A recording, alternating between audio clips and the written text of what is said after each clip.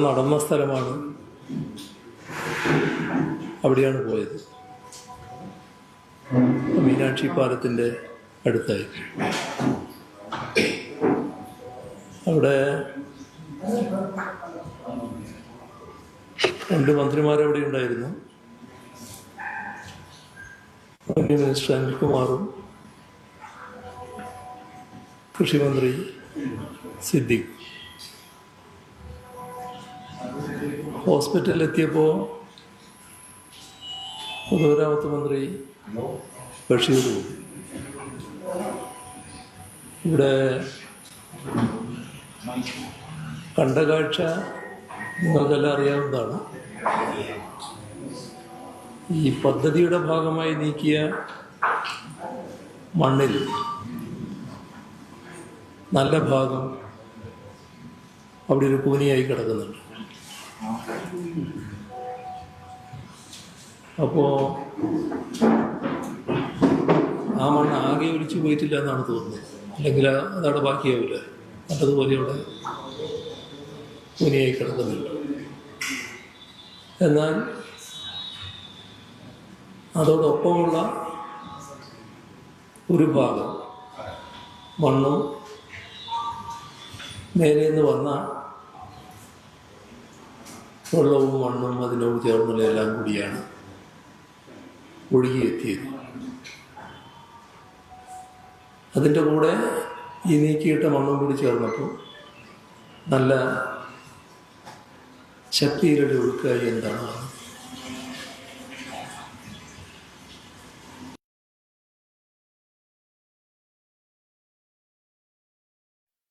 ഞങ്ങൾ പോയിരുന്നു.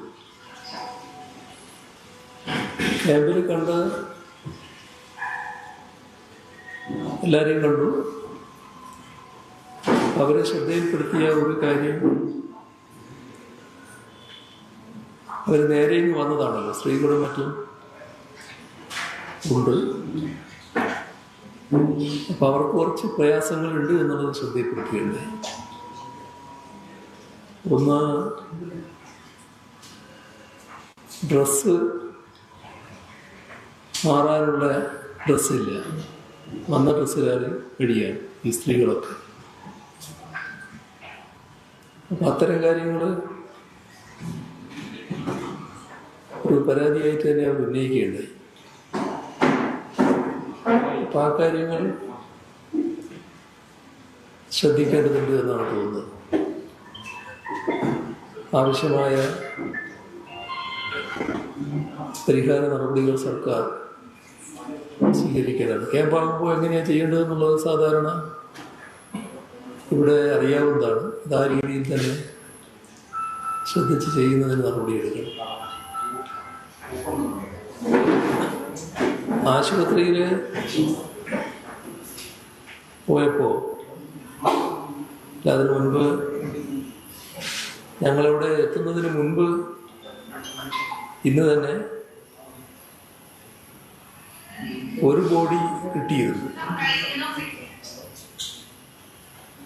തുടർന്ന് ഞങ്ങളവിടുന്ന് വന്നതിന് ശേഷം രണ്ടാമത്തെ ബോഡിയും കിട്ടിയെന്ന് പറഞ്ഞു. അപ്പം ഇനി നേരത്തെ കണക്കാക്കിയതനുസരിച്ച് 3 ബോഡിയാണ് എനിക്ക് കിട്ടാനുള്ളത്. നേരത്തെ കണക്കാക്കിയതനുസരിച്ചാണ്. 5 പേരെയാണ് കാണാനില്ല എന്ന് പറഞ്ഞു. അതിൽ 3 പേരെയാണ് കാണാൻ ബാക്കിയുള്ളത്. അപ്പോൾ 5 പേരായി ഇപ്പോൾ മരണം സ്ഥിരീകരിച്ചു കഴിഞ്ഞു. പരിക്ക് പറ്റിയവരിൽ ആശുപത്രിയിൽ നടന്ന വിവരം 3 ആൾ ICUവിലാണ്. ICUവിലുള്ളവരെ ICUവിൽ പോയി ഞങ്ങൾ കണ്ടിട്ടില്ല. അതിലൊരാളുടെ കാര്യം കുറച്ച് ക്രിട്ടിക്കലാണ് എന്ന് പറഞ്ഞു. ബാക്കിയുള്ളവർ അവിടെ ഉള്ളവരെ കാണുകയുണ്ടായി. വലിയ സാരമായ പരിക്കല്ല, നല്ല രീതിയിൽ പരിഹരിച്ചു വരും നമുക്ക്. ഇതാണ് അവിടെ കണ്ട കാര്യങ്ങളെക്കുറിച്ച് പറയാനുള്ളത്. ഈ ദുരന്തത്തിൽ ജീവൻ നഷ്ടപ്പെട്ടവരുടെ വേർപാടിൽ ദുഃഖിക്കുന്ന കുടുംബങ്ങളോടൊപ്പം ചേരുകയും അക്കാര്യത്തിലുള്ള അനുശോചനവും ദുഃഖവും അറിയിക്കുകയും ചെയ്യുക. ഇവിടെ ഇനിയും 3 പേരുണ്ട്. അവരെയും കണ്ടെത്താനുള്ള തീവ്രമായ ശ്രമം അവിടെ നടക്കുന്നുണ്ട്. സർക്കാരിൻ്റെയും ദുരന്ത നിവാരണ വകുപ്പിൻ്റെയും പ്രവർത്തനങ്ങൾക്ക് എല്ലാവിധ പിന്തുണയും നേരത്തെ തന്നെ അറിയിച്ചതാണ്. പക്ഷെ ഇവിടെ ചില കാര്യങ്ങൾ നമ്മൾ മനസ്സിലാക്കി പോകുന്നത് നല്ലതാണ്. 2 ദിവസമായി വയനാട്ടിലെ ശക്തമായ മഴയുണ്ടാകും എന്ന മുന്നറിയിപ്പുണ്ടായിരുന്നു. പക്ഷേ അതനുസരിച്ചുള്ള മുന്നൊരുക്കങ്ങൾ ഉണ്ടായില്ല എന്നതാണ് വസ്തുത. ഇത് ഗൗരവപൂർവ്വം കാണേണ്ട ഒരു കാര്യമാണ്.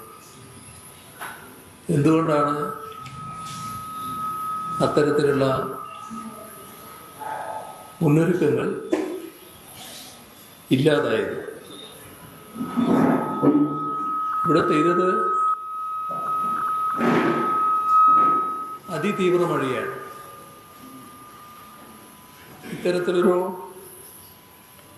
അതിതീവ്ര മഴ ഉണ്ടായിട്ടും അപകട മുന്നറിയിപ്പുകൾ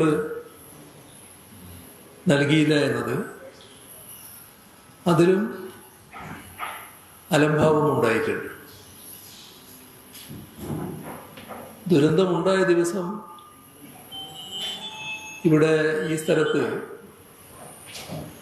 266 മില്ലിമീറ്റർ മഴ പെയ്തു എന്നാണ് പറയുന്നത്. സാധാരണ കേന്ദ്ര കാലാവസ്ഥാ വകുപ്പിൻ്റെ മാനദണ്ഡപ്രകാരം 244.4 മില്ലിമീറ്ററിന് മുകളിലുള്ളത് അതിതീവ്ര മഴയാണ്. പക്ഷേ ഇവിടെ പുറത്തിറക്കിയ മഴ മുന്നറിയിപ്പിൽ യെല്ലോ അലേർട്ട് മാത്രമേ ഉണ്ടായിരുന്നു. ഇത്രയും തീവ്രമായ മഴ പെയ്തിട്ടും വേണ്ട മുൻകരുതലുകൾ കൈക്കൊള്ളാതിരുന്നത്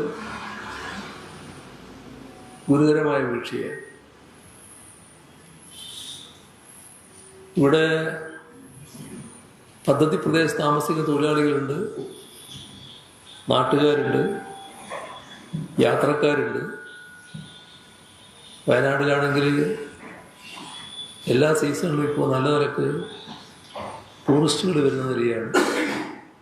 അപ്പം അങ്ങനെയെല്ലാമുള്ള ഒരു സ്ഥലത്ത് ആളുകളുടെ സുരക്ഷയ്ക്കായി വേണ്ട മുൻകരുതലുകൾ എടുത്തില്ല എന്നതാണ് കാണാൻ കഴിയുന്ന കാര്യം. ഈ ദുരന്തം നടന്നതിന് ശേഷം സർക്കാരും ബന്ധപ്പെട്ടവരുമെല്ലാം രംഗത്തിറങ്ങിയിട്ടുണ്ട്.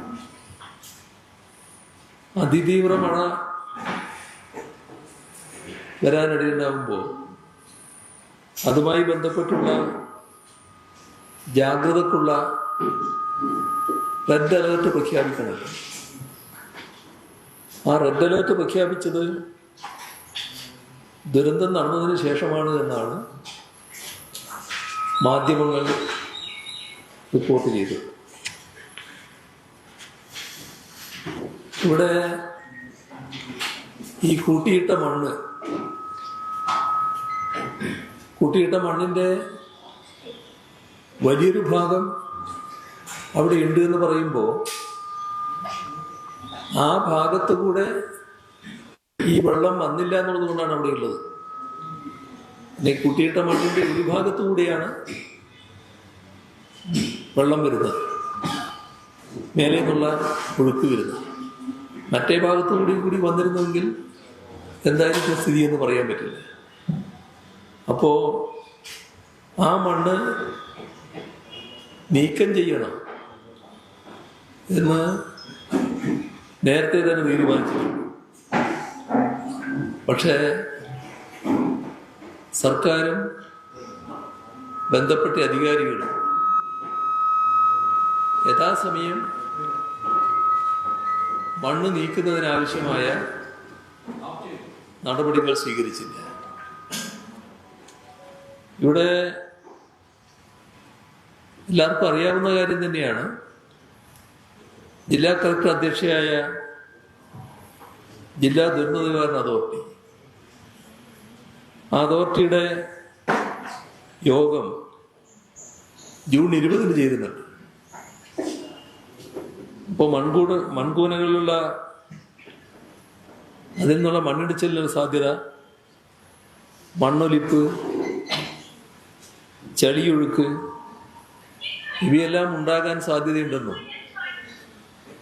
സമീപ പ്രദേശങ്ങളിലെ ജനങ്ങളുടെ ജീവനും സ്വത്തിനും ഇത് ഭീഷണിയായി മാറുമെന്നും ആ യോഗം വിലയിരുത്തിയിട്ടുണ്ട്. മാത്രമല്ല, അപകടകരമായ രീതിയിൽ നിക്ഷേപിച്ചിട്ടുള്ള മണ്ണ് സുരക്ഷിതമായ സ്ഥലങ്ങളിലേക്ക് അടിയന്തരമായി നീക്കണമെന്നും തീരുമാനിച്ചിട്ടുണ്ട്. അതുവരെ താൽക്കാലിക സംരക്ഷണ നടപടികൾ എന്ന നിലക്ക് മണ്ണിടിച്ചിലും മണ്ണൊലിപ്പും തടയണമെന്നും ഈ യോഗം തുരങ്കപാത നിർമ്മാണ ഏജൻസിക്ക് അതിൻ്റെ അധികൃതർക്ക് നിർദ്ദേശം നൽകിയിട്ടുമുണ്ട്. പക്ഷേ ഇതൊക്കെ നടപ്പിലായോ? നടപ്പിലാക്കിയിട്ടില്ല. നിർദ്ദേശങ്ങൾ നടപ്പിലാക്കിക്കാൻ സർക്കാർ എന്ന നിലക്ക് പ്രത്യേക നടപടികൾ ഇതിനു ശേഷം സ്വീകരിച്ചതായും കാണുന്നില്ല. ഇവിടെ പദ്ധതിയുടെ പൂർണ്ണമായ മേൽനോട്ടം പൊതുമരാമത്ത് വകുപ്പിനാണ്. ജൂൺ 25 പൊതുമരാമത്ത് വകുപ്പ് സ്പെഷ്യൽ സെക്രട്ടറിയും അഡീഷണൽ സെക്രട്ടറിയും അതോടൊപ്പം തന്നെ PWD ചീഫ് എഞ്ചിനീയർ ഈ സ്ഥലം സന്ദർശിക്കുന്നുണ്ട്. ഉദ്യോഗസ്ഥതല ചർച്ച നടത്തി ചില തീരുമാനങ്ങൾ എടുക്കുകയും ചെയ്യുന്നുണ്ട്. അവിടെയും ഈ കൂട്ടിയിട്ട മണ്ണ് ശക്തമായ മഴയിൽ കുത്തിയൊഴുകി അപകടം സംഭവിക്കുമെന്ന് വിലയിരുത്തുന്നുണ്ട്. അതുമാത്രമല്ല, ഈ പദ്ധതി പ്രദേശത്തെ നിർമ്മാണ പ്രവർത്തനങ്ങൾക്കും അനുബന്ധ പ്രവർത്തനങ്ങൾക്കും എല്ലാവിധ സുരക്ഷാ മുൻകരുതലുകളും സ്വീകരിക്കണമെന്നും നിർമ്മാണ ഏജൻസിയായ കൊങ്കൺ റെയിൽവേ ഉറപ്പുവരുത്തേണ്ട കാര്യം ഓർമ്മിപ്പിക്കുന്നുണ്ട്. ഇവിടെ ശക്തമായ മഴ ഉണ്ടാകാനുള്ള സാഹചര്യമാണ്. അപ്പോൾ ഇത്തരമൊരു ഘട്ടത്തിൽ മീനാക്ഷി പാലത്തിന് സമീപം താമസിക്കുന്ന കുടുംബങ്ങളെ മാറ്റി താമസിപ്പിക്കേണ്ടി വരും എന്നതും കാണുന്നു. സൈറ്റിൽ പ്രവൃത്തിയുടെ ഭാഗമായി ഉണ്ടാകുന്ന മണ്ണ് സുരക്ഷിതമായ സ്ഥലം കണ്ടെത്തി മാറ്റണമെന്നും നിർദ്ദേശിച്ചിട്ടുണ്ട്. ഇതിനൊക്കെ ദുരന്ത നിവാരണ ആക്ടിൻ്റെ ഭാഗമായി നടപടികൾ സ്വീകരിക്കാൻ തന്നെ കാര്യങ്ങൾ കണ്ടിട്ടുണ്ട്. പക്ഷേ 2 ആഴ്ച സമയമുണ്ടായിട്ട് ഒരു നടപടിയും സ്വീകരിക്കാൻ കഴിഞ്ഞില്ല എന്നത് ഗൗരവമുള്ള കാര്യമാണ്. ഈ ദുരന്തം നടന്ന സാഹചര്യത്തിൽ ആ വീഴ്ച ഗൗരവമായി കാണുന്നത്. അപ്പോൾ ഇതുമായി ബന്ധപ്പെട്ട് സ്വീകരിക്കേണ്ടിയിരുന്ന അടിയന്തര നടപടികൾ സ്വീകരിക്കാൻ വീഴ്ച വരുത്തുകയാണുണ്ടായത്. മാത്രമല്ല, ഏകോപനത്തിന് വലിയ തോതിലുള്ള തകരാറുകളും സംഭവിക്കുന്നതായി കാണുന്നു. ചെറിയ ചെറിയ കാര്യങ്ങളിൽ മാത്രമല്ല, വിവിധ വകുപ്പുകളും മന്ത്രിമാരും തമ്മിൽ തന്നെ ഏകോപനത്തിൻ്റെതായ പ്രശ്നങ്ങളിൽ കുറവുകൾ കാണും. ഇത് പ്രകൃതി ദുരന്തമല്ല, മണ്ണ് കൂട്ടിയിട്ടതും അത് സമയബന്ധിതമായി മാറ്റാത്തതുമാണ് ഇത്തരമൊരു അപകടത്തിലേക്ക് നയിച്ചത് എന്ന് ചില ഉന്നതരായ ഉദ്യോഗസ്ഥരും മന്ത്രിയും മുഖ്യമന്ത്രി തന്നെയും ഒക്കെ വ്യക്തമാക്കുന്ന നിലയാണ് കാണാൻ കഴിയുന്നത്.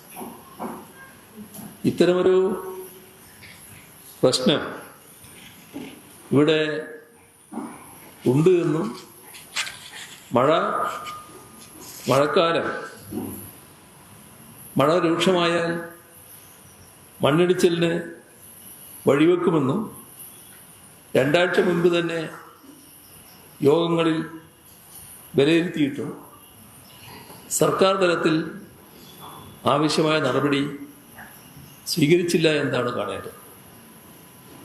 ഇത് വീഴ്ചയും കുറ്റകരമായ അനാസ്ഥയുമാണ്.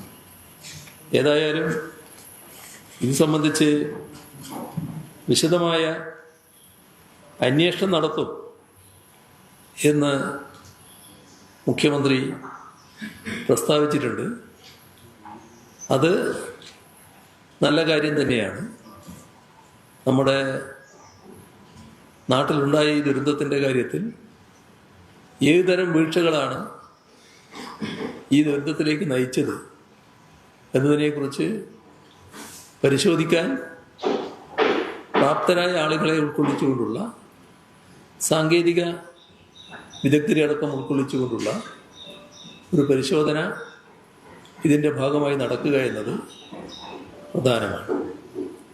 പക്ഷേ അതുമായി ബന്ധപ്പെട്ട് മറ്റു തരത്തിൽ ആളുകളെ, ജനങ്ങളെ, നാടിനെ തെറ്റിദ്ധരിപ്പിക്കാൻ ഈ അവസരം ഉപയോഗിക്കുന്നത് ഗുണകരമായിരിക്കില്ല. അത് ചില ശ്രമങ്ങൾ സർക്കാർ തലത്തിൽ തന്നെ നടക്കുന്നുവെന്നാണ് കാണുന്നത്. വസ്തുതകൾ വളച്ചൊടിക്കാനുള്ള ശ്രമങ്ങൾ ഉണ്ടാകുന്നുണ്ട്. അതിൻ്റെ ഒരു പ്രശ്നം, അതുമായി ബന്ധപ്പെട്ട പ്രശ്നമാണ് ഇവിടുത്തെ തുരങ്കപാതയുമായി ബന്ധപ്പെട്ട പാരിസ്ഥിതിക അനുമതി ലഭ്യമായതിനെക്കുറിച്ച് മുഖ്യമന്ത്രി തന്നെ പത്രസമ്മേളനത്തിൽ പ്രസ്താവിച്ച കാര്യം.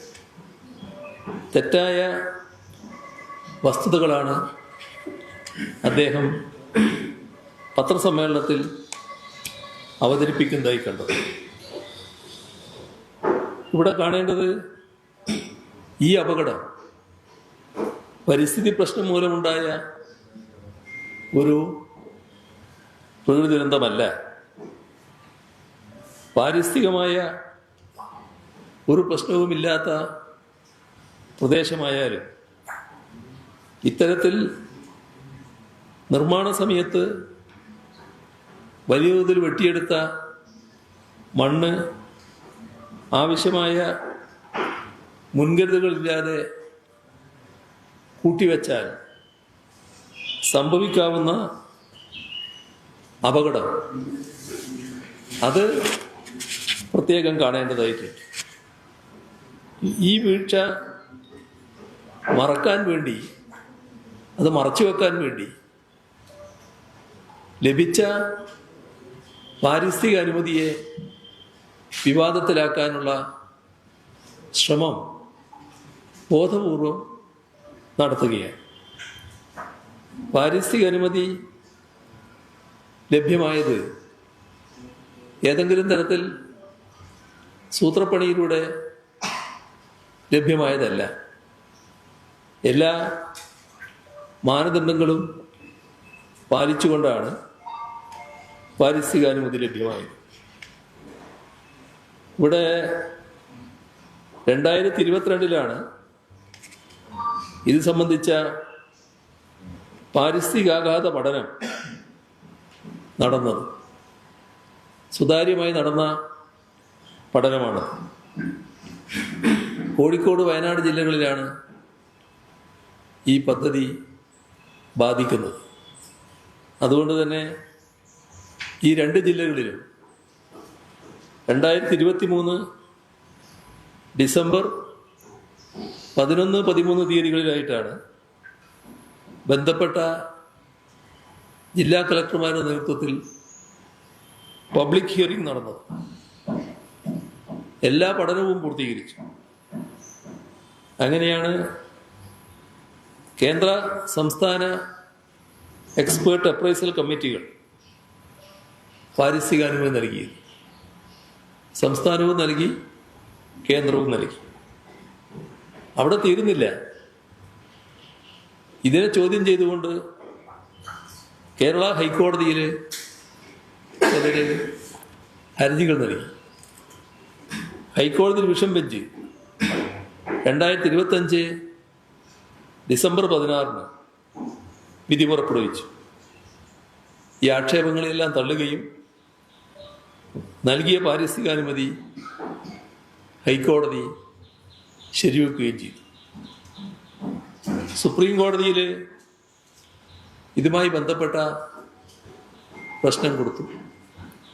അവിടെ അപ്പീലായിട്ട് പോയി. അപ്പോൾ 2026 ഏപ്രിൽ 6 സുപ്രീം കോടതിയിൽ ചീഫ് ജസ്റ്റിസ് അധ്യക്ഷനായ ബെഞ്ച് ഹൈക്കോടതി വിധി ശരിവെച്ചു. അപ്പോൾ കൃത്യമായ ജുഡീഷ്യൽ സ്ക്രൂട്ടിനി നടന്നതാണ് ഈ കാര്യത്തിൽ. അതിനെയാണ് തീർത്തും കണ്ടില്ലെന്നടിച്ചുകൊണ്ട് ലാഘവത്തോടെ മുഖ്യമന്ത്രി പ്രതികരിക്കുന്ന നിലയുണ്ടായി. ഇത് തീർത്തും നിർഭാഗ്യകരമായ ഒരു സമീപനമാണ്. പാരിസ്ഥിതിക അനുമതി സമ്മർദ്ദം ചെലുത്തി വാങ്ങിയെടുത്തു എന്ന തരത്തിലുള്ള ആരോപണം ഉയരുന്നത് മിതമായ ഭാഷയിൽ പറഞ്ഞാൽ ഈ ജുഡീഷ്യറിയോടുള്ള ഹൈക്കോടതിയും സുപ്രീം കോടതിയും പരിശോധിച്ച കാര്യത്തിൽ ആ കോടതികളോടുള്ള അവഹേളനം കൂടിയാണ് എന്നതാണ് കാണേണ്ടത്. അടിയന്തരമായി ഇടപെട്ട് പരിഹാരം കാണേണ്ട വിഷയങ്ങളിൽ മന്ത്രിമാര് ഏകോപനമില്ലാതെയും പരസ്പര വിരുദ്ധമായും സംസാരിക്കുന്ന നിലയാണ് നമുക്ക് കാണാൻ കഴിഞ്ഞത്. അതിൽ പലരെയും പഴിചാരി മന്ത്രിമാർ ഉത്തരവാദിത്വത്തിൽ നിന്ന് ഒഴിയുന്നത് നാം കാണുകയാണ്.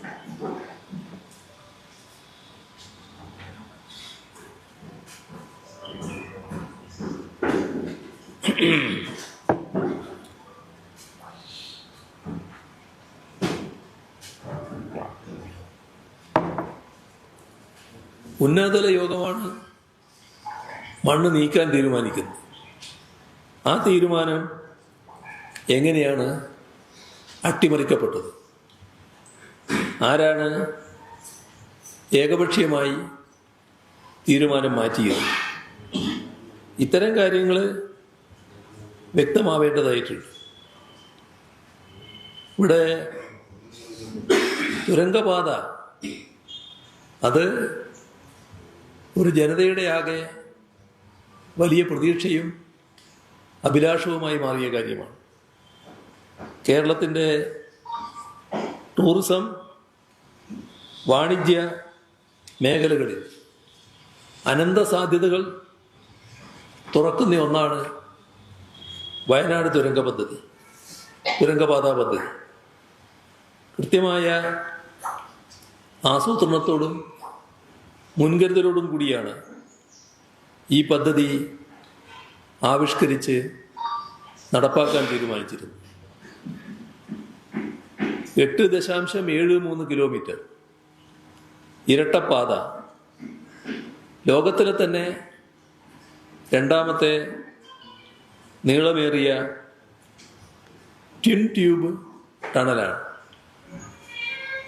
കിഫ്ബി വഴി നടപ്പാക്കുന്ന ഈ പദ്ധതിയുടെ മതിപ്പ് ചെലവ് 2143 കോടി രൂപയാണ്. കൊങ്കൺ റെയിൽവേ കോർപ്പറേഷൻ നിർവഹണ ഏജൻസിയായി ദിലീപ് ബിൽകോണിനെ കരാറുകാരായി നിശ്ചയിച്ചത് വ്യവസ്ഥാപിത മാനദണ്ഡങ്ങൾക്കനുസൃതമായാണ്. പദ്ധതിയുടെ നിർമ്മാണ മേൽനോട്ടം ഏറ്റെടുത്ത കൊങ്കൺ റെയിൽവേ കോർപ്പറേഷൻ നിരവധി ടണലുകളും പാലങ്ങളുമുള്ള 750 കിലോമീറ്റർ റെയിൽപാത നിർമ്മിച്ച അനുഭവ സമ്പത്തുള്ള ഏജൻസിയാണ്. വയനാട് തുരങ്കപാത യാഥാർത്ഥ്യമാകുന്നതോടെ വയനാട്ടിലേക്ക് 35 കിലോമീറ്റർ ദൂരവും 1.5 മണിക്കൂർ സമയവും ലാഭിക്കാനാവും. നിലവിലെ ചുരം വഴിയുള്ള യാത്രാക്ലേശം പൂർണ്ണമായും പരിഹരിക്കപ്പെടുകയും ചെയ്യും. ഇതോടൊപ്പം മുഖ്യമന്ത്രി പറഞ്ഞ ചില കാര്യങ്ങളെക്കുറിച്ച് പറയാനുണ്ട്. അത് മുഖ്യമന്ത്രി നടത്തിയ പത്രസമ്മേളനത്തിൽ അദാനി ഗ്രൂപ്പിൻ്റെ ഓഹരി കൈമാറ്റ വിഷയത്തിൽ പ്രതിപക്ഷത്തിനെതിരെ വില കുറഞ്ഞ ആക്ഷേപങ്ങൾ ഉന്നയിച്ച് രക്ഷപ്പെടാൻ ശ്രമം നടത്തുന്നതാണ് കാണാനിടയായത്. ദേശാഭിമാനി ജൂൺ 5 പ്രസിദ്ധീകരിച്ച വാർത്ത പൊക്കിപ്പിടിച്ചാണ് സ്വന്തം വാദങ്ങൾക്ക് മുഖ്യമന്ത്രി ന്യായീകരണം കാണാൻ ശ്രമിക്കുന്നത്. ദേശാഭിമാനിക്ക് ഓഹരി കൈമാറ്റം മുൻകൂട്ടി അറിയാമായിരുന്നുവെന്നാണ് അദ്ദേഹം സമർത്ഥിക്കാൻ നോക്കിയത്. ഈ വിവരം മുൻ സർക്കാർ വൃത്തങ്ങളിൽ നിന്ന് ലഭിച്ച വിവരമാണെന്നാണ് മുഖ്യമന്ത്രി പത്രസമ്മേളനത്തിൽ പറയാൻ ശ്രമിച്ചത്. ദേശാഭിമാനി മുഖ്യമന്ത്രി വായിക്കുന്നുള്ള നല്ല കാര്യം തന്നെയാണ്. എന്നാൽ മറ്റു പത്രങ്ങളും വായിക്കുന്നുണ്ടാവുമല്ലോ. ഇവിടെ ദേശാഭിമാനിയിൽ മാത്രമാണോ ഈ വാർത്ത വന്നത്? ദേശാഭിമാനിയുടെ വാർത്ത 5-നാണ് എന്ന് അദ്ദേഹം തന്നെ പറഞ്ഞു. ജൂൺ 1 ഇതുമായി ബന്ധപ്പെട്ട വാർത്ത കൊടുത്ത മാധ്യമമാണ് എക്കണോമിക് ടൈംസ്.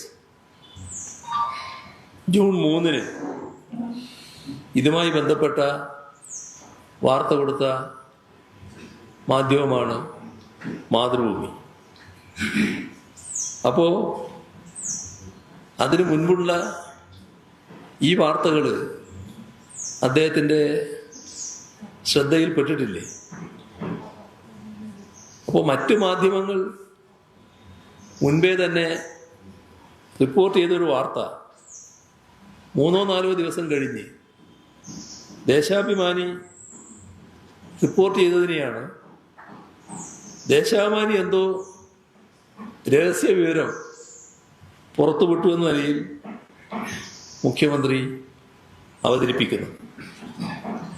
ഇവിടെ കാണേണ്ട ഒരു കാര്യം, സ്വകാര്യവൽക്കരണത്തിലൂന്നിയ UDF സർക്കാരിൻ്റെ നയപ്രഖ്യാപനം നിയമസഭയിൽ അവതരിപ്പിക്കപ്പെട്ടതിന് ശേഷം 2 നാൾ കഴിഞ്ഞാണ് എക്കണോമിക് ടൈംസിലൂടെ ഈ വാർത്ത ആദ്യം പുറത്തു വരുന്നത്. APSS in talks to sell stake in Vizhinjam Works transshipment port to Mediterranean Shipping Company. ഇതായിരുന്നു എക്കണോമിക് ടൈംസിൻ്റെ തലക്കെട്ട്. മാതൃഭൂമി ജൂൺ 3 കൊടുത്ത വാർത്ത, അദാനി കമ്പനിയിൽ MSCക്ക് ഓഹരി പങ്കാളിത്തം പരിഗണനയിൽ. ഇതായിരുന്നു മാതൃഭൂമിയുടെ വാർത്ത. അപ്പോൾ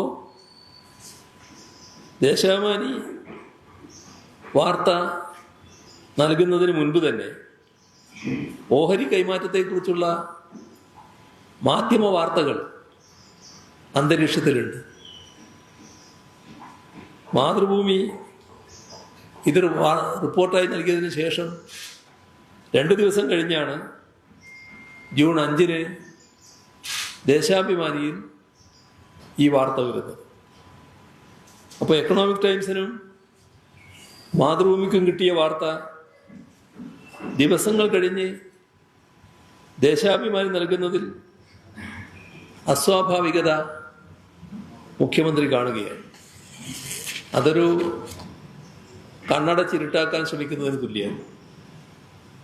അതീവ രഹസ്യ സ്വഭാവമുള്ള വാർത്ത ദേശാഭിമാനി മാത്രം പ്രസിദ്ധീകരിച്ചു എന്ന നിലയിൽ ജനങ്ങളെ തെറ്റിദ്ധരിപ്പിക്കാൻ ശ്രമിക്കുന്നത് മുഖ്യമന്ത്രിയുടെ സ്ഥാനത്തിന് ചേർന്നതല്ല എന്നതാണ് അദ്ദേഹം മനസ്സിലാക്കേണ്ടത്. ഇത്തരത്തിലുള്ള തൊടുന്യായങ്ങൾ കൊണ്ടൊന്നും UDF സർക്കാരിന് വിഴിഞ്ഞം ഓഹരി കൈമാറ്റത്തിലെ അടിസ്ഥാന വിഷയങ്ങളിൽ നിന്നും ഒഴിഞ്ഞു മാറാനാവില്ല. അത്രയാണ് ഈ ഘട്ടത്തിൽ അതുമായി ബന്ധപ്പെട്ട് പറയാനുള്ളത്.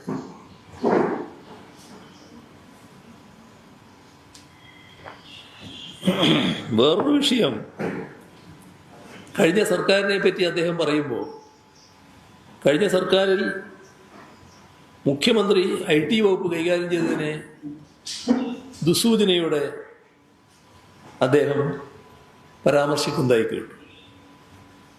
വ്യവസായ വകുപ്പ് കൈകാര്യം ചെയ്യുന്ന മന്ത്രി തന്നെയാണ് IT വകുപ്പ് ഏറ്റെടുക്കാറുള്ളത് എന്നാണ് മുഖ്യമന്ത്രി പറഞ്ഞത്. അത് UDFന് ബാധകമായ കാര്യമാണെന്ന് പറഞ്ഞാൽ മതി. LDFന് എങ്ങനെയാണത് ബാധകമാകുന്നത്? ഇവിടെ ശ്രദ്ധിക്കേണ്ട കാര്യം, LDF സർക്കാരുകളിൽ കഴിഞ്ഞ സർക്കാരുകൾ ജലനിധി എടുത്താൽ, ഈ 2016 വന്നതല്ല, അതിനു മുൻപുള്ള സർക്കാരുകളെ എടുത്താൽ, ആ സർക്കാരുകളുടെ മുഖ്യമന്ത്രിമാർ IT വകുപ്പും കൈകാര്യം ചെയ്യുന്നത് കാണാൻ സാധിക്കും. അന്നും അതറിയാത്ത ആളല്ല ഇന്നത്തെ മുഖ്യമന്ത്രി. 2006 മുതൽ 2011 വരെ VS അച്യുതാനന്ദനായിരുന്നു കേരളത്തിൻ്റെ മുഖ്യമന്ത്രി.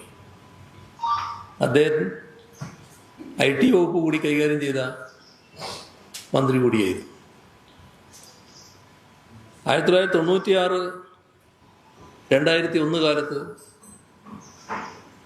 നായനാരായിരുന്നു മുഖ്യമന്ത്രി. EK നായനാർ IT വകുപ്പ് ആ ഘട്ടത്തിൽ കൈകാര്യം ചെയ്ത. അപ്പോൾ ഇദ്ദേഹം മുഖ്യമന്ത്രി ഇപ്പോൾ സൂചിപ്പിക്കാൻ ശ്രമിച്ചത്, ഈ കഴിഞ്ഞ LDF സർക്കാർ കാലത്ത് മുഖ്യമന്ത്രി IT വകുപ്പ് കൈകാര്യം ചെയ്തത് എന്തോ ഒരു ഒറ്റപ്പെട്ട സംഭവമാണ് എന്ന മട്ടിലാണ്. ഇത് LDFിൻ്റെ സർക്കാരുകൾ സ്വീകരിച്ചു വന്ന രീതിയാണ്. LDF സർക്കാരുകളുടെ അടുത്ത കാലത്തെ കീഴ്വഴക്കവും ഇതായിരുന്നു എന്നതാണ് അനുഭവം. അതൊന്നും അറിയാതെയല്ല അദ്ദേഹം പറഞ്ഞത് എന്ന് നിങ്ങൾക്കും ബോധ്യമുണ്ടാവും. ഏതായാലും ഇത്തരം രീതികൾ മുഖ്യമന്ത്രിക്ക് ചേർന്നതാണോ എന്ന് അദ്ദേഹം സ്വയം പരിശോധിക്കുന്നത് നന്നാവുമെന്ന് മാത്രമേ പറയാൻ. ഇത്രയാണ് ആമുഖമായി പറയാൻ.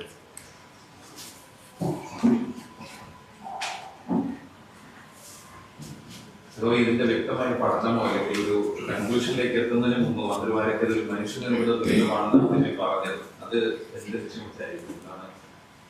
ഇത് സാധാരണ നിലക്ക് ഇത്തരം കാര്യങ്ങളിൽ ആര് പ്രതികരിക്കുന്നു, മുഖ്യമന്ത്രിയായാലും മന്ത്രിമാരായാലും എല്ലാം പ്രതികരിക്കുന്നത് കാര്യങ്ങൾ വിശദമായി മനസ്സിലാക്കിയതിന് ശേഷമായിരിക്കണം. അതിനു മുൻപ് രാഷ്ട്രീയമായ ഉദ്ദേശത്തോടെ പ്രതികരണങ്ങൾ നടത്തുന്നത് അത് ഗുണമല്ല ചെയ്യുക. അത് വേണ്ടാത്ത പ്രശ്നങ്ങൾ സൃഷ്ടിക്കുന്നതിനിടയാകും. അത് മേലിലും ഈ ഗവൺമെൻറ് ശ്രദ്ധിക്കേണ്ടതാണ് എന്നാണ് പറയാനുള്ളത്. ഇപ്പോൾ നടത്തിയ പ്രതികരണങ്ങൾ തീർത്തും അനീതമായിട്ടുള്ളവയടക്കമുണ്ട്. മുഖ്യമന്ത്രിയുടെ വാർത്താ സമ്മേളനത്തിൽ അദ്ദേഹം പറയാതെ പറഞ്ഞൊരു കാര്യം, സോയിൽ ടെസ്റ്റ് നടത്തിയില്ല. സോയിൽ ടെസ്റ്റ് വേണമെന്ന് കേരളയുടെ കാര്യത്തിൽ താൻ പറഞ്ഞിരുന്നു, ദേശീയപാതയുടെ കാര്യത്തിൽ പറഞ്ഞിരുന്നു, ഇവിടെയും ഞാൻ അത് തന്നെയാണ് പറഞ്ഞത്. അപ്പൊ സോയിൽ ടെസ്റ്റ് നടത്താത്തതാണ് ഇത്തരം പ്രശ്നങ്ങൾ ഉണ്ടാക്കുന്നത് എന്നുള്ള ഒരു സൂചിപ്പിക്കലുണ്ടായിരുന്നു ഇന്നലെ മുഖ്യമന്ത്രിയുടെ വാർത്താ സമ്മേളനത്തിൽ. അത് എന്താണ് അതിലൂടെ അദ്ദേഹം അർത്ഥമാക്കുന്നത്? മാത്രമല്ല അത് ഈ പദ്ധതിക്ക് തുരങ്കപാത പദ്ധതിയുടെ അനുമതിയെ അല്ലെങ്കിൽ അതിന്റെ പാരിസ്ഥിതികാഘാത പഠനത്തെയൊക്കെ അതിന്റെ ഉദ്ദേശശുദ്ധിയൊക്കെ ചോദ്യം ചെയ്യുന്നതാണ്. അല്ല, തുരങ്കപാതയെ പറ്റി അദ്ദേഹത്തിന് വ്യക്തമായ നിലപാടുകൾ നേരത്തെ ഉണ്ടായിരുന്നു. അത് എല്ലാവർക്കും അറിയാവുന്നതാണ്. അദ്ദേഹവും അത് സൂചിപ്പിച്ചിട്ടുണ്ട്. തുരങ്കപാതക്ക് ആദ്യം അനുകൂലമായിരുന്നില്ല. അങ്ങനെയൊരു നിലപാടിലായിരുന്നു അദ്ദേഹത്തിൻ്റെ ചില പ്രതികരണങ്ങൾ ആദ്യഘട്ടത്തിലുണ്ടായിരുന്നു. അതുമായി ബന്ധപ്പെട്ട ഒട്ടേറെ അഭിപ്രായങ്ങൾ ആ ഘട്ടത്തിൽ അദ്ദേഹം പ്രകടിപ്പിച്ചിരുന്നു. ഇത് പിന്നീട് ആ രീതി കണ്ടിട്ടില്ല. ഇതിനനുകൂലമായി നിൽക്കുന്നു എന്നൊരു പ്രതീതിയാണ് പൊതുവെ ഉണ്ടായിരുന്നത്. പക്ഷേ ആദ്യത്തെ ഒരു ധാരണ വെച്ചുകൊണ്ട് കാര്യങ്ങൾ നീക്കാൻ ഉള്ള ശ്രമം ഇപ്പോൾ നടത്തുന്നുവെന്ന് ആരെങ്കിലും സംശയിച്ചാൽ അവരെ കുറ്റം പറയാനാകില്ല. കാരണം ഇന്ന് അദ്ദേഹം കേരളത്തിൻ്റെ മുഖ്യമന്ത്രിയാണ്. കേരളവുമായി ബന്ധപ്പെട്ട ഏത് വികസന പദ്ധതികളും അത് ശരിയായ രീതിയിൽ നടപ്പാക്കാനുള്ള ചുമതലയാണ് അദ്ദേഹം ഇന്ന് വഹിക്കുന്നത്. ഏത് പദ്ധതിക്കെതിരെയും തെറ്റായ ഒട്ടേറെ ആക്ഷേപങ്ങൾ ഉയർത്താൻ ബോധപൂർവം തന്നെ ചിലർ ശ്രമിച്ചു എന്ന് വരും. ആ ശക്തികളുടെ ഭാഗമായി മാറാൻ ഒരു ഘട്ടത്തിലും ഒരു മുഖ്യമന്ത്രിക്കുമാവില്ല. അപ്പോൾ അത്തരം ശക്തികളെ നിർവീര്യമാക്കുകയും പദ്ധതി നാടിൻ്റെ താല്പര്യത്തിന് ഗുണകരമായത് യാഥാർത്ഥ്യമാക്കുകയും ചെയ്യുക എന്നതാണ് മുഖ്യമന്ത്രി അർപ്പിതമായിട്ടുള്ള പ്രാഥമികമായ ഉത്തരവാദിത്വം. ആ ബാധ്യതയാണോ അദ്ദേഹം നിറവേറ്റുന്നത് എന്ന് ഇത്തരം പ്രതികരണങ്ങൾ നടത്തുന്നതിലൂടെ അദ്ദേഹം തന്നെ സ്വയംവിമർശപരമായി പരിശോധിക്കേണ്ട കാര്യമാണ്. ഏതായാലും പദ്ധതി നാടിനാവശ്യമായിട്ടുള്ളതാണ്. കേരളത്തിൻ്റെ മുന്നേറ്റത്തിന് അത് അങ്ങേയറ്റം വഴിവെക്കുന്നൊരു കാര്യമാണ്. ആ പദ്ധതി പ്രാവർത്തികമാക്കുന്നതിനുള്ള ഇടപെടലും ആവശ്യമായ ജാഗ്രതയുമാണ് മുഖ്യമന്ത്രിയുടെ ഭാഗത്തുനിന്നുണ്ടാകേണ്ടത്. തുരങ്കപാത നടപ്പിലാക്കാൻ വഴിവിട്ട് പല കാര്യങ്ങളും ചെയ്തു. ഈ പഠന റിപ്പോർട്ടുകൾ അനുകൂലമാക്കുന്നതിന് വേണ്ടിയുള്ള സമ്മർദ്ദങ്ങൾ ചെലുത്തി എന്നതടക്കമുള്ള ആരോപണങ്ങൾ മുഖ്യമന്ത്രി ഉന്നയിച്ചിട്ടുണ്ട്. അതിനാണ് ഞാൻ നേരത്തെ എല്ലാം പറഞ്ഞത്. ഞാൻ വിശദമായി പറഞ്ഞില്ലേ, ഇതുമായി ബന്ധപ്പെട്ട് നമ്മുടെ സുതാര്യമായാണ് കാര്യങ്ങളെല്ലാം നടന്നത്. അതിൻ്റെ ഭാഗമായുള്ള തെളിവെടുപ്പുകൾ നടന്നു. അത് 2 കലക്ടർമാർ തന്നെയാണ് അത് ജില്ലകളിൽ നടത്തിയത്. ആളുകൾ അതിനെതിരെ തെളിവുകൾ കൊടുക്കേണ്ടവർ കൊടുത്തു. ആർക്കെല്ലാം അഭിപ്രായം പറയണോ അതെല്ലാം പറഞ്ഞു. അതെല്ലാം വിലയിരുത്തിക്കൊണ്ടാണ് ബന്ധപ്പെട്ട കമ്മിറ്റി പാരിസ്ഥിതിക അനുമതി സംസ്ഥാന തലത്തിലും കേന്ദ്ര തലത്തിലും നൽകുന്നത്. അവിടെ തീരുന്നില്ല അത്. അതുമായി ബന്ധപ്പെട്ട് വളരെ വിശദമായി തന്നെ ഹൈക്കോടതിയിൽ വാദപ്രതിവാദം നടന്നു. അതുമായി ബന്ധപ്പെട്ട് പോയ കേസിൻ്റെ ഭാഗമായി അതെല്ലാം കേട്ടതിന് ശേഷം ഹൈക്കോടതി തീരുമാനം വന്നു. ഹൈക്കോടതി തീരുമാനം ശരിയല്ല എന്ന് പറഞ്ഞുകൊണ്ട് അതിൻ്റെ ഭാഗമായി തന്നെ സുപ്രീം കോടതിയിൽ അപ്പീൽ പോയി. സുപ്രീം കോടതിയിലും ഇതുമായി ബന്ധപ്പെട്ട പരിശോധനകൾ നടന്നു. ഞാൻ നേരത്തെ പറഞ്ഞു, ചീഫ് ജസ്റ്റിസിൻ്റെ അധ്യക്ഷതയിലുള്ള ബെഞ്ചാണ് സുപ്രീം കോടതിയിൽ തീരുമാനമെടുത്തത്. ഇതെല്ലാം നടന്ന കാര്യമാണ്. അപ്പോൾ എല്ലാ തരത്തിലുള്ള പരിശോധനയും ജുഡീഷ്യൽ സ്ക്രൂട്ടിനി അടക്കം നടന്നതിന് ശേഷമാണ് ഇതുമായി ബന്ധപ്പെട്ട നടപടികളിലേക്ക് കടന്നിട്ടുള്ളത്. ഈ നിർമ്മാണം നടക്കുന്ന സംരക്ഷണ വിധി മുൻപ് അവിടെ GSI geological survey of India പരിശോധന നടത്തി കഴിഞ്ഞ ജൂണിൽ.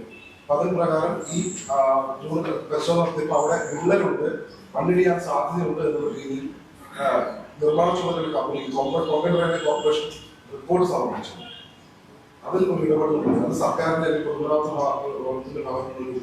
വീഴ്ചയല്ലേ? അത്തരം റിപ്പോർട്ടിനെ കുറിച്ച് എനിക്കറിയില്ല എന്താണെന്ന്. കഴിഞ്ഞ ജൂൺ 11-ാം തീയതി വരെ പഠനം നടത്തി GSI ആണ് റിപ്പോർട്ട് സമർപ്പിച്ചത്. ആ റിപ്പോർട്ടിൽ പറയുന്നത് അവിടെ മണ്ണിടിച്ചിലിന് സാധ്യതയുണ്ട്, കോൺക്രീറ്റ് വാള് നിർമ്മിച്ച സംരക്ഷണം നിർമ്മിച്ച പലയിടങ്ങളിലും വിള്ളലുകളുണ്ട് എന്ന് കണ്ടെത്തി. മണ്ണിനെയല്ല എന്ന് വന്നത് വിള്ളൽ കൊണ്ടാണ് ഇത്തരത്തിലൊരു അപകടം മണ്ണിടിച്ചിൽ ഉണ്ടായതെന്നാണ് GSI റിപ്പോർട്ടിലാണ്. അതിപ്പോ ഇതുമായി ബന്ധപ്പെട്ട് വിശദമായ പരിശോധന നടത്തണമെന്ന് പറഞ്ഞല്ലോ.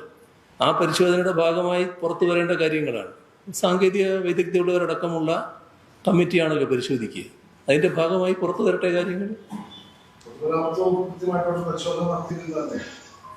പൊതുമരാമത്ത് വകുപ്പ് എല്ലാ പരിശോധനയും നടത്തിയിട്ടുണ്ട്. അതിന്റെ ഭാഗമായിട്ടുള്ള പരിശോധന കുറവൊന്നുമില്ല. അവർ തന്നെയാണല്ലോ ഇപ്പോഴും മേൽനോട്ടം വഹിക്കുന്നത്. പക്ഷേ ഇവിടെ കാണേണ്ട കാര്യം, തീരുമാനിച്ച കാര്യങ്ങൾ ആ തീരുമാനിച്ച രീതിയിൽ നടപ്പാക്കിയില്ല എന്നുള്ളതാണ്. ഇവിടുന്നല്ലാലോ ഈ പറയുന്ന ദുരന്തം സംഭവിക്കുന്നത്, മേലെ നിന്നാണല്ലോ. ആ മേലെ നിന്ന് ദുരന്തം സംഭവിച്ച് അവിടുന്ന് പൊട്ടി വരുന്ന മണ്ണും വെള്ളവും അത് താഴോട്ട് വരുമ്പോൾ കൂടുതൽ ഊക്കോടെ വരിക, താഴെയുള്ളതിനെ എല്ലാം നീക്കുകയാണ്. അപ്പോഴാണ് അതിന് ശക്തി പകരത്തക്ക രീതിയിൽ കുറച്ച് മണ്ണും കിട്ടുന്നത്. ആ മണ്ണടക്കമാണല്ലോ ഒഴുകി വരുന്നത്. അങ്ങനെയാണല്ലോ ഈ മീനാക്ഷി പാലം ആകെ പൂർണ്ണമായിട്ട് അടഞ്ഞു കിടക്കുന്ന ഈ അവസ്ഥയുണ്ടായി. ഇതൊക്കെ എല്ലാവരുടെയും ശ്രദ്ധയിലുള്ള കാര്യങ്ങളാണ്. അപ്പോൾ നമുക്ക് അവസാനിപ്പിക്കാം അല്ലേ? ടൗൺഷിപ്പ് ടൗൺഷിപ്പ് നിർമ്മാണം കുറച്ച് അടിസ്ഥാന അനിശ്ചിതത്വമുണ്ട്. ചീഫ് ഓപ്പറേറ്റീവ് ഓഫീസറുടെ സ്ഥലം മാറ്റി പുതിയ ചീഫ് ഓപ്പറേറ്റീവ് ഓഫീസറെ നിയമിച്ചിട്ടില്ല. ഇഫ്കോണ്ട് ഉദ്യോഗസ്ഥരെ മുന്നറിയിപ്പുള്ള സ്ഥലമാക്കി ഇനിയിപ്പോൾ വീണ്ടും നിയമിച്ചിട്ടുണ്ട്. അപ്പൊ ആ കാര്യത്തിൽ എന്താണ് ജാഗ്രതയോടെ പോകേണ്ടതല്ലേ? ജാഗ്രതയോടെ പോകേണ്ടതാണെന്നുള്ള കാര്യത്തിൽ സംശയമൊന്നുമില്ല. പക്ഷേ ടൗൺഷിപ്പ് പോലുള്ളൊരു കാര്യത്തിൽ ഏതെങ്കിലും ഒരു തടസ്സം വരുമെന്ന് ഞാൻ പ്രതീക്ഷിക്കുന്നില്ല. കാരണം അത് നമ്മുടെ നാടാകെ ഉറ്റുനോക്കുന്ന ഒരു കാര്യമാണ്. ഏറെക്കുറെ കാര്യങ്ങളെല്ലാം പൂർത്തിയായതാണ്. ഇനി അതിൻ്റെ അവസാന ഘട്ടം നടപ്പാക്കുക എന്നുള്ളത് മാത്രമേ ഉള്ളൂ. അതിന് തടസ്സമായിട്ട് ഗവൺമെൻറ് നിൽക്കുമെന്ന് ഞാൻ പ്രതീക്ഷിക്കുന്നില്ല. വേഗം തന്നെ അത് പൂർത്തിയാക്കുന്നതിന് ആവശ്യമായ നടപടികൾ എടുക്കുമെന്നാണ് ഞാൻ കരുതുന്നത്.